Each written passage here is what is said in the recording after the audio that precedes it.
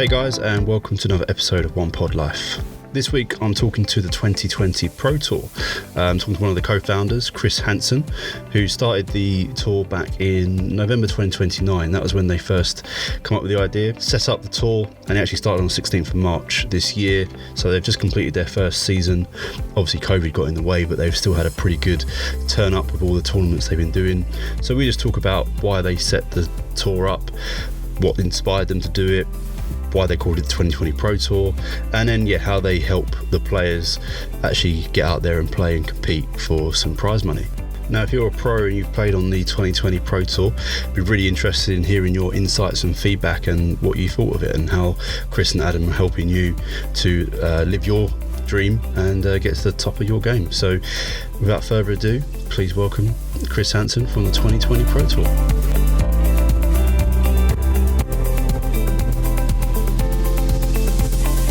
Hello. Season Chris, you alright? I'm good, Lloyd. How are you, mate?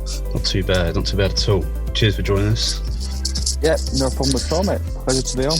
Good stuff. Yeah, so welcome to the One Pod Life podcast. How's your week going?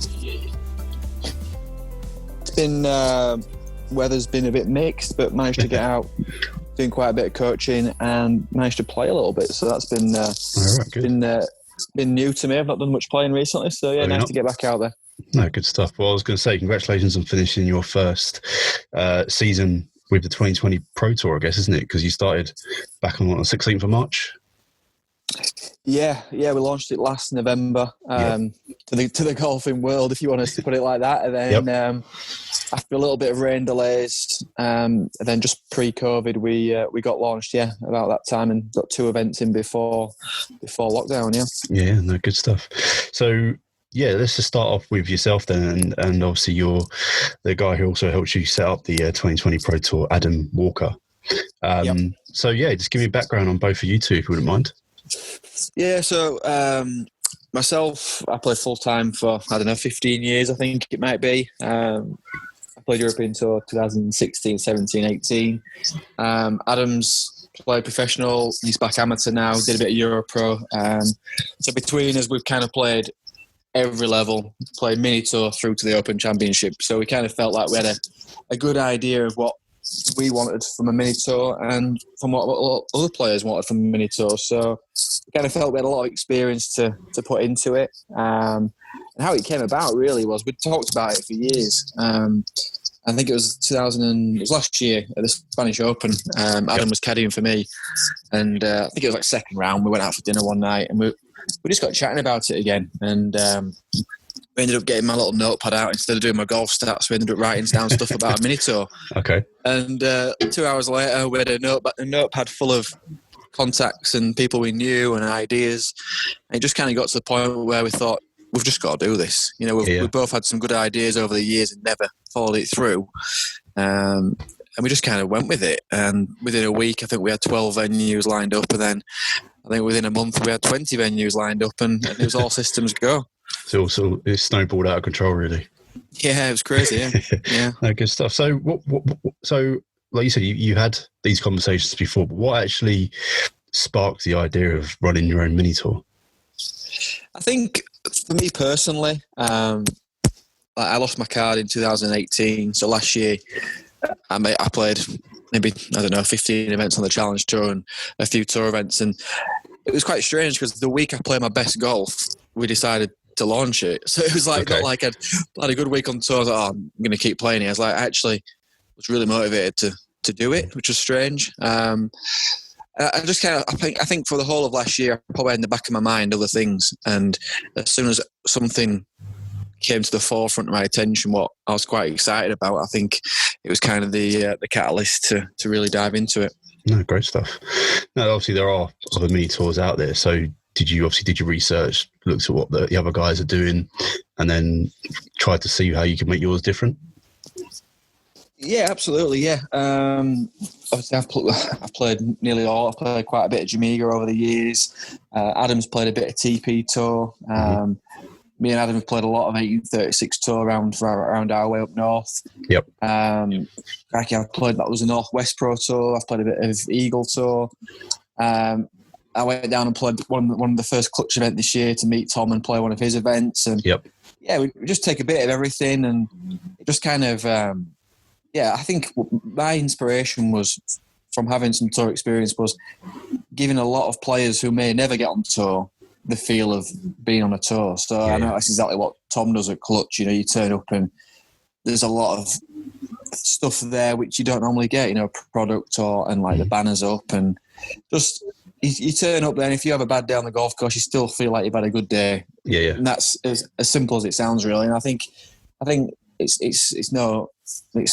a common, what's the word? It's I'm not speaking out of turn if I say that up north everything's a little bit cheaper, and we try and stretch our money a little bit further. And no, that's true. It is a little bit cheaper up there. So we try to create it with as much value as possible. So like our entry fees are cheaper, and then every tour pretty much. I think for the members it's £99.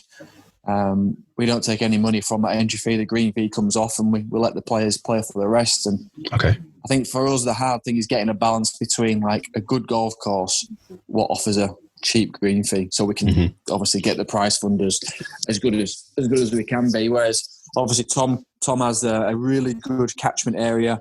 I can charge more, but his golf courses are amazing every time, aren't they? Yeah, that's a well, from what I've done, a lot of the mini tours are based more down in the south, aren't they? So having the 2020 Pro Tour sort of up in the sort of Midlands area, because I've looked at the golf courses, they're generally around that sort of area, aren't they?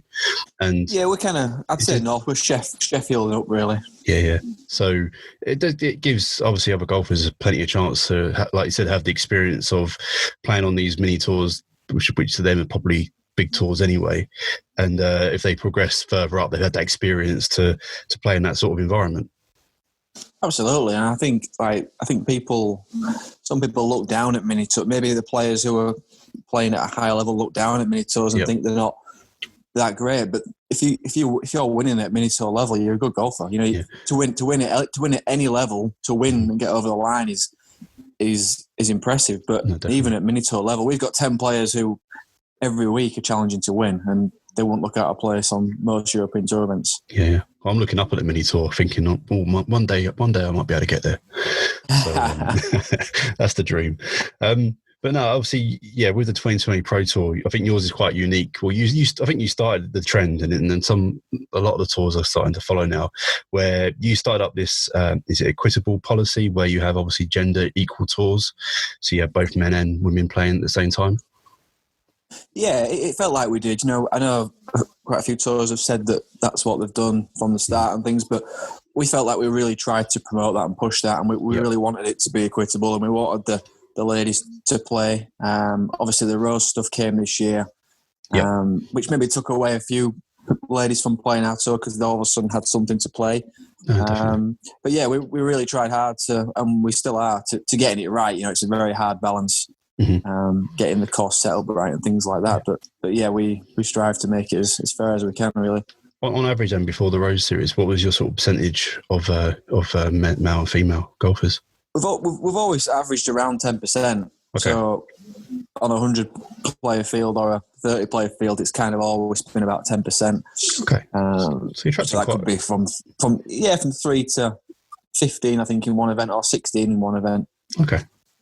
That's what I like to hear. That's good stuff. I think I think only 12% of the golfing population are female. I know that's not a professional level, but it kind of always fell around them sort of similar terms, which was quite pleasing. Well, I think as well, obviously, the women's game is growing massively year on year, isn't it, in the UK? So no doubt, before you know it, you probably have be up to 20% of females playing on the tour, which would be even better for you guys. Yeah, it'd be great. Yeah, I think, like you say, it's a tough balance. Getting the setup right, and I think until guys play with the female golfers, they don't appreciate how the course has to be set up. You know, like to get the course right, if you're talking averages, they really do have to be quite a long way in front to start with, to make sure that their next shot is still in front as well. But the problem is then a lot of golf courses, what we go to are members golf courses, and you can't really set them up like that. So it's. No. I think the ladies who have played our tour have been open-minded and have kind of given us feedback and appreciated that we've tried to do it, but at times at times it's very, very hard to do, really. Well, I think I saw a stat on your website saying roughly it's about 11% shorter than a normal tournament. Yeah, well, I think when I played that event in Jordan, the Challenge Tour one, it was 11%. So we started at a baseline of 11%, but I think between 15 to 18% is probably more realistic figure, really. Oh, good stuff. All right, quick question for you. Why, I probably know the answer, but I'm going to ask it anyway. Why did you call it the 2020 Pro Tour? Knowing that you've only got 1 year of it being 2020. Yeah, well, it's just, I think, I know, it was established in that year. Yeah. Well, it started in that year. So it was like it was the year it established. Obviously with the logo and the gender signs, it worked really nicely. Yeah, definitely. And yeah, a few people say you're going to call it 2021 tour this year, exactly. But I think, it's established that year. It's going to be annoying, right, in the 2020-21 season. Yeah. It's a bit of a tongue twister, that one, isn't it? So cool. So your slogan is obviously putting the players first. So what is it that you're doing to put the actual players first then when you come to that slogan? So one of the keys was obviously they pay £99 to play, and you don't like to feel as a player personally that a lot of money's been taken out of the prize fund. So we just said, right, well, we'll give the money all back. So the green fees at courses vary from £15 to £25, or sometimes a facility fee. So it depends how many players play. So we just divvy that up, take that off the £99, and they play for the rest. So that was the first thing. Secondly, we tried to create a members' benefits package. So we just roped in to do loads of favours from people, or people who we kind of had links with, saying, listen, can you help the players out here? Can you do anything? We'll promote you if you can do some product or some discount and things. And so when they joined the tour, it felt like they were getting some value for the money. No, that's good. Unfortunately, it was great. We had two physios who were doing free treatment for members at every event, but then COVID put a little bit of a halt on that, which was a shame because they were at the first event and it went quite nicely. So good stuff. Yeah, I think that was our ambition. Like we said to players, like we want to promote you, the player, the courses, the sponsors, as much as we can. Our social media is quite active.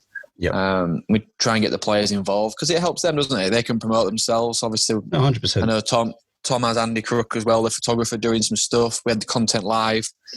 And it's just great for I know as a player to generate any sponsorship, you need the exposure, don't you? So 100%. It gives them. We can give the players that exposure. Yeah, it gives them the buzz of being in a tournament. Really. No, I like it. Well, you're not short of a few sponsors, are you? You got what, 32? I think I counted earlier. Oh, really? Yeah. But obviously, like I said, without the sponsors, it's going to be harder for you guys to attract the players and keep up the level of tournaments that you're working with. So, and again, I noticed on the the order of merit that you've got some top prizes on there for guys who finished first, second, and third. It was good. It was really cool. Yeah, we got a lot of support from some sponsors this year, and we also a few other things. What we added in was like we had the incentives, like we had the 100 birdies race, McLaren's race to 100 birdies. Oh, really? £20,000, which was really cool. Right. So if a player made 100, if a player made 100 birdies in the year, he won 20,000. Right. And Nicholas Poppleton had 99 birdies. Oh, what happened there then?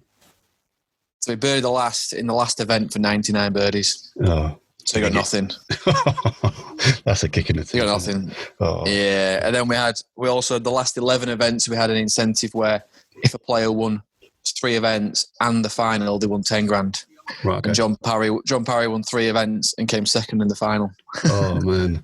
It's good to have these little incentives in place to push them even further. You get them on the European tour, don't you? Like polling ones, or you get the car and all that type of stuff. So yeah, why not have it on the sort of mini tour level?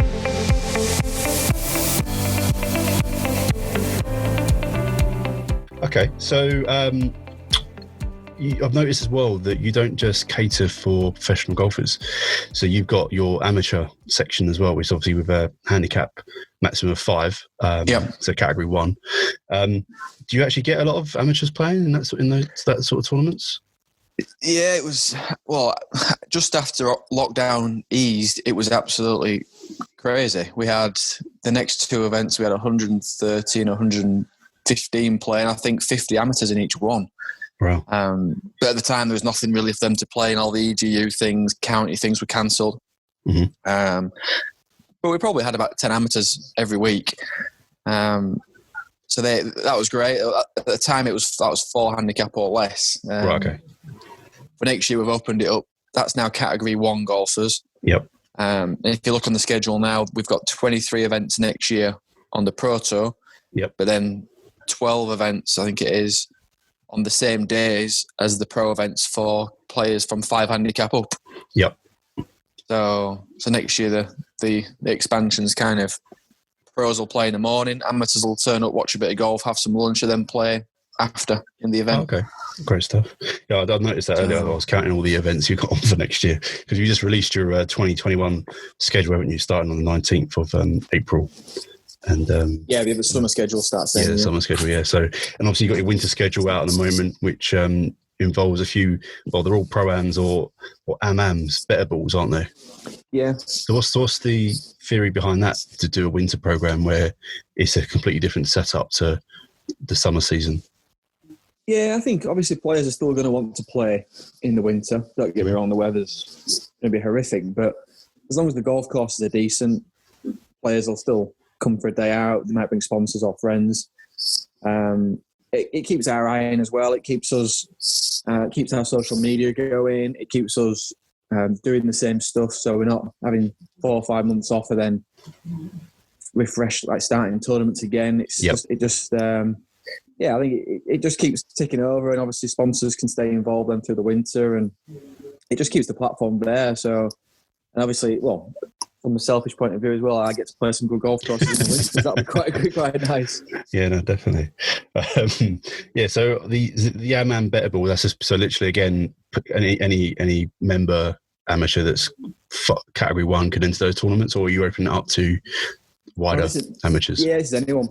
Yeah, right, okay. This is a two-player team, Pro-Am or Am-Am, any handicap, just better ball stable for just real casual. It's not going to be the same sort of feel as a 2020 summer event, but it's a good day out on a good golf course, and there'll be an individual pro prize and then some team prizes. Okay, I'll have to get myself a partner and come down and try and get on and see I can get on with better ball. Absolutely, yeah, absolutely. Yeah. Good stuff. Okay, cool. So I was going to ask you where the prize money come from, but you've already covered that, where it comes out of the actual entry fee from the guys. So would that vary then from tournament to tournament? You don't have a set amount every time, or? No, that's one thing we didn't do. We've not guaranteed any prize money. We've just guaranteed that it all goes back in the pot. So it's varied from, obviously, depends on course fee and amount of entries, but I think we've varied between 500 to 1,800 first prize, I think. Okay. So it's nowhere near in the realms of obviously your £10,000 first prizes, but for £99 and for a very limited travel and no real expenses, it's the breakdown is quite good. We pay top 20% players and 25% to the winner. Right. Okay. The breakdown's been quite strong. So even if it was like a £600 first prize, it kind of went 600, 500, 400, 300. Okay, so it's pretty good then. Yeah, so if you still finished fourth, you'd still make some money for the day. So yeah, definitely. No one's complained about prize funds. No, of course not. So they've been relatively happy with that, which has been good. Well, I say, you do see some tours obviously guaranteed X amount per tournament. But obviously they're more reliant on hopefully everyone entering so they can make their money from it. But I quite like your model, the fact that you're not charging them any percentage of the entry fee. It does all go back to the players somehow, which is great.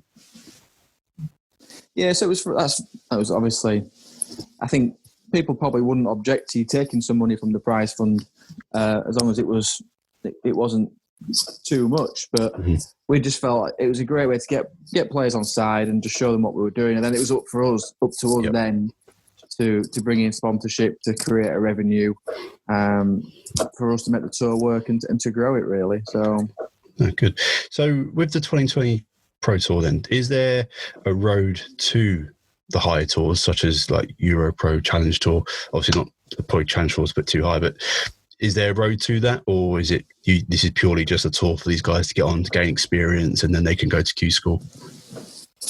Yeah, hopefully at some point that'd be great. There's a few conversations up there. I know the tours have links with Challenge Tour and a few and things like that. So it's something we'd aspire to do, and we'd love to provide that opportunity for players. Again, there's a lot of players who may never play at that level, so to have that opportunity would be fantastic. Yeah. But yeah, I think the good thing about what ours is that all the events are on Mondays. Okay. They weren't all because of lockdown this time, but that was the plan. And next year they are all Mondays. Yep. So they're all Mondays. Quiet days at golf clubs. Pros can have a day off work to play.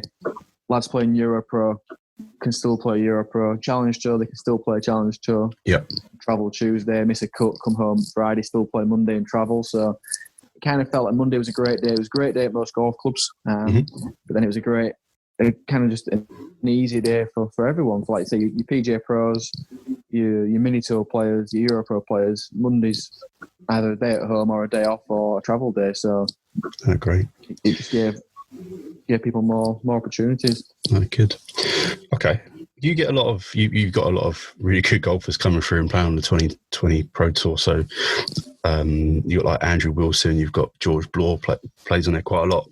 But if you could handpick, say, 2 or 3 of them that you think are actually going to go somewhere, who are you sort of putting your money on at the moment? I think it's been funny as COVID. Someone like Nick Poppleton, he ended up coming second in the order of merit. He seems to have a lot of attributes to be a good player in the next few years. He makes a lot of birdies, obviously. Yep. And that's key. You know, you got to go out there and make 20 birdies a week, and your good weeks you win, and your bad weeks you still have 20 birdies and 10 bogeys, and you still compete. So yep. I'd say he seems to have that capability. He seems very confident in himself again, which is something you need to go through the ranks. So I'd put him up there. David Haig shone quite well early on in the year. Obviously on MENA Tour he won, and then he competed on our tour quite a lot, won first stage Euro Pro a few weeks ago. I think he seems to conduct himself very well. I think he'd be one of my picks as well. Yep. I think anyone who makes birdies these days, I think that's the key. Like Nick McCarthy won our order of merit in the end. Super consistent, and it's someone I'd love to see progress through the ranks. But we'll see. Nick needs to, like I said, he's had a great year this year, and I hope he can press on. No, great stuff. It's good to hear. Okay, well, with your European Tour background, then obviously, like you said, you're trying to get back there yourself at some point. Play more this winter and see what you can do next year. But a lot of questions I do ask to the pros, and I'm going to ask you now because technically you are one of the pros, and you've been there, done that. Trying to get back the t-shirt. So, if you 2-part question, I guess. So, what attributes do you think you need to have to actually be a professional golfer to the level where these guys are playing on your tour, and then the next step up to sort of challenge on the sort of European tour? Yeah, cool. Yeah, I think you've got to have. First thing, it's not an individual sport; it's a team sport, and I think you've got to have a good team around you. Mm-hmm. I think you need a good team of people who believe in you, trust you, who want to see you do well for you, the player. That's not easy to do. That's not easy to find. But I got quite lucky and had some success through a good team. And the team changes, but I think a good team around you is key. It's looking like you need to smash in miles at the moment, but there is a debate to that. But whether you do smash it miles or not, you do need to drive the ball well. I think you do it needs to be pretty good off the tee. Yep. Long helps, but I think if you can't, if you're out of play off the tee, especially on tougher golf courses, then you're going to struggle. And you've certainly got to make a lot of birdies. So yep. I think key for me is to get to the top. I think whether you like it or not, I think it's quite a selfish sport. Yep. I think you've got to work out what works for you, and you've got to do it. I think you've got to not be led by other friends or other people. I think a lot of players get caught in the little bubble of friends and just do what the friends are doing or travel with their friends, and you're chipping, I'll go and chip, but you've got to do what works for yourself. And I think at times you've got to make a lot of sacrifices, and a lot of the top sports people seem to do that. And I think it's hard to do that. It depends what kind of person you are, but I think you really want to progress in the game. You look at a lot of the good players at any level, and they don't really give a shit about anyone but themselves, I think. As nasty as that sounds.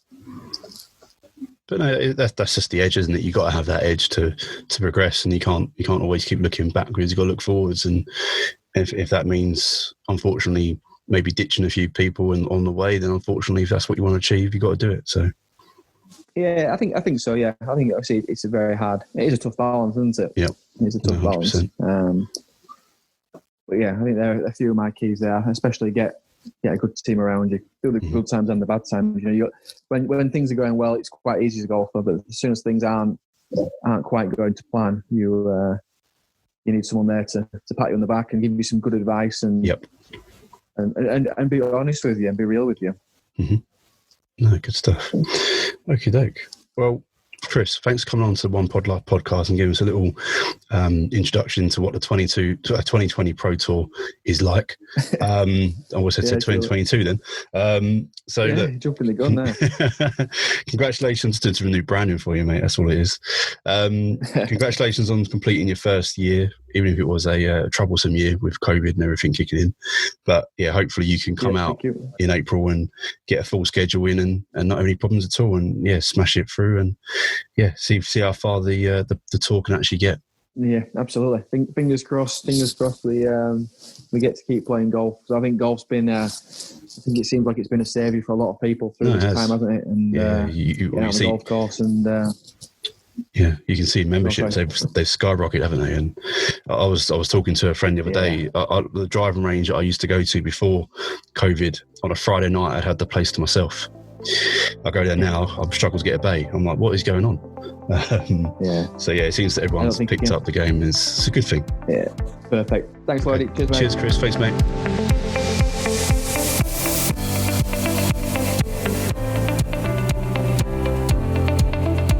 So thank you to Chris there for coming on and giving us an insight into what the 2020 Pro Tour is all about, and the reasoning why him and Adam Walker set up the tour to really try and help golfers get out there and potentially live their dream and hit the heights of the one-day European Tour. So they've just released their winter series, which is a combination of Pro-Ams and Am better balls, which I'm quite interested in going ahead and booking up and see if we can actually do well in those sort of tournaments, but be some good experience. So I'll be looking for a partner possibly. So guys, if you want to join me, give me a shout and we'll see what we can do. So that wraps up another episode of One Pod Life. Hope you guys enjoyed it and got some real insight in there and a better understanding of what the mini tours can actually do for these professional golfers trying to make it to the top. Make sure you hit that subscribe button on whatever platform you're listening to so you don't miss any episodes that I release. Head over to Instagram and give me a follow on One Putt Life. Let me know what you think about the podcast. Maybe even share this one for me. So guys, thanks very much for listening. Hope you enjoyed it, and I'll speak to you again soon.